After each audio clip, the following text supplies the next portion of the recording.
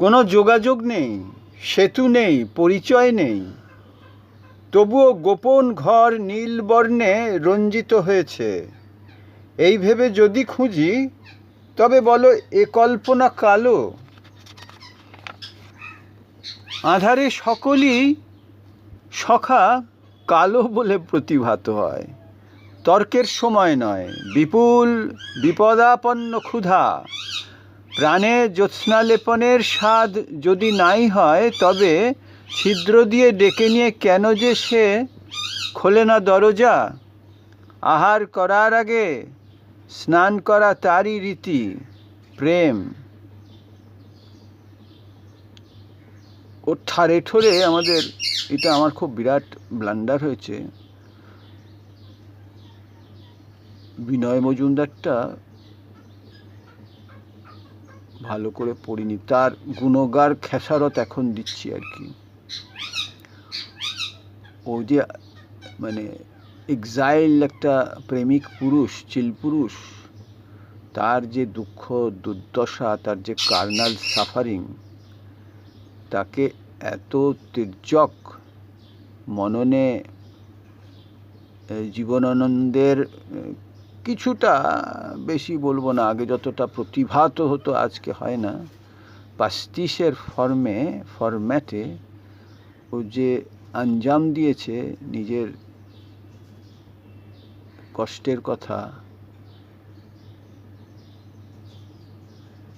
এটা বোধহয় শরৎবাবুর দেবদাসের পর যে বইটা আমি পড়িনি, দেবদাস, ওর মিথটুকুই জানি শুধু। শাহরুখ খানের ছবিও দেখিনি, দিলীপ কুমারের ছবিও দেখিনি।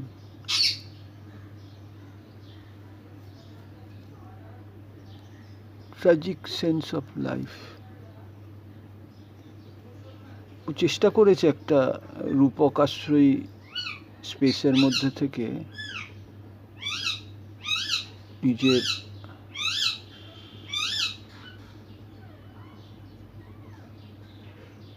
এই লাইনটা কি অদ্ভুত, যে কোনো যোগাযোগ নেই, সেতু নেই, পরিচয় নেই।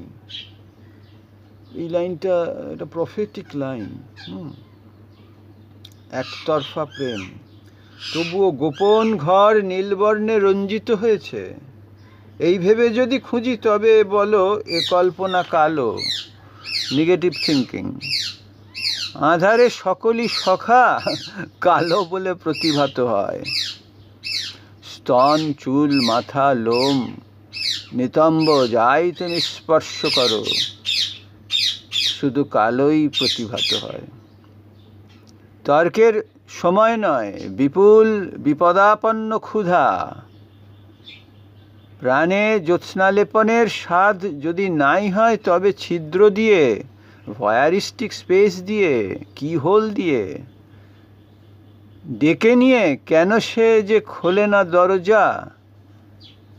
আহার করার আগে স্নান করা তারই রীতি, প্রেম।